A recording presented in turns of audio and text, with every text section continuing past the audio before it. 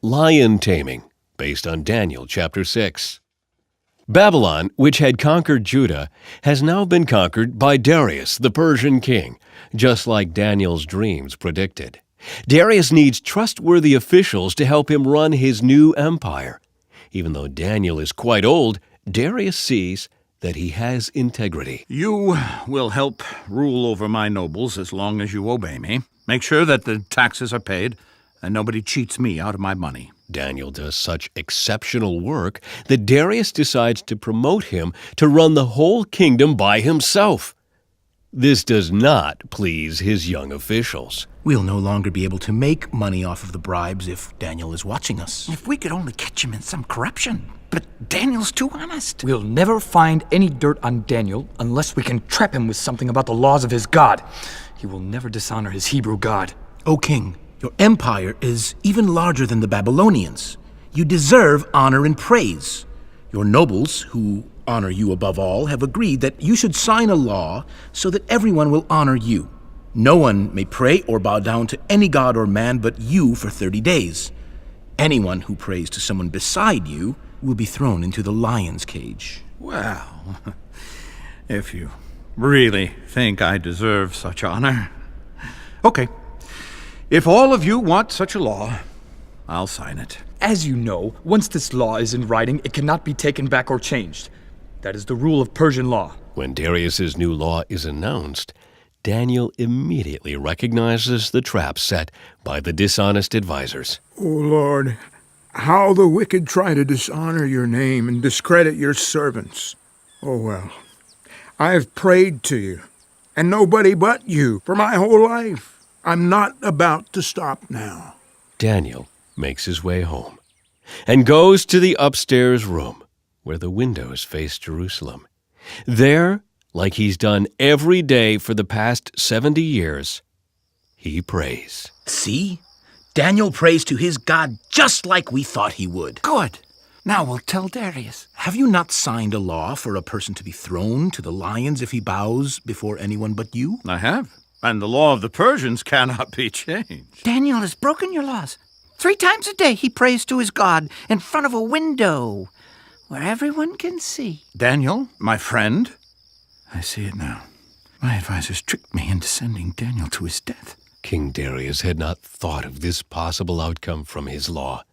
He works all day to try and save his trusted advisor. Couldn't you maybe hold off on praying for another 29 days? You don't even have to pray to me. Or maybe just pray where people can't see you for a few weeks. You trust me because I do not compromise my principles. I cannot compromise to my God. Daniel remains firm. And at the end of the day, King Darius cannot change the law, even one that he himself signed. Reluctantly, he orders his guards to take Daniel to the lion's den and throw him in. Look, Daniel doesn't seem to be afraid. Yeah, well, he will be when he gets to the lion's den. Our plan to get rid of him is working perfectly. A few minutes later, Daniel, who broke the king's law by praying to God, is thrown in with the lions. Seal the den with a stone so that everyone will know I am enforcing the law. My own pride in this stupid law have cost me my only trusted friend. My only hope now is that your God is strong enough to save you. That night, the king can't eat or sleep. He paces back and forth thinking about Daniel. At daybreak, the king rushes to the lion's den. Roll away that stone. Daniel, did your God protect you? Oh, King, my God sent an angel who shut the mouths of the lions. My God found me faithful, just like I have always been faithful to you, my king. The king is overjoyed and orders a rope thrown down into the den. Daniel is pulled out. Then the king sends for the nobles who plotted Daniel's death. You sent Daniel to the lions. Now we'll see how you like it. Guards, throw them into the den. The lions, who had seemed so tame just a moment before, immediately devour the wicked advisors. King Darius makes a decree. I, Darius, command all people in this kingdom to honor the God that Daniel worships and serves. And for the rest of his life, Daniel helps the Persians rule Babylon, the country he entered as a captive. Against all odds, he boldly stands for God, and God rewards him.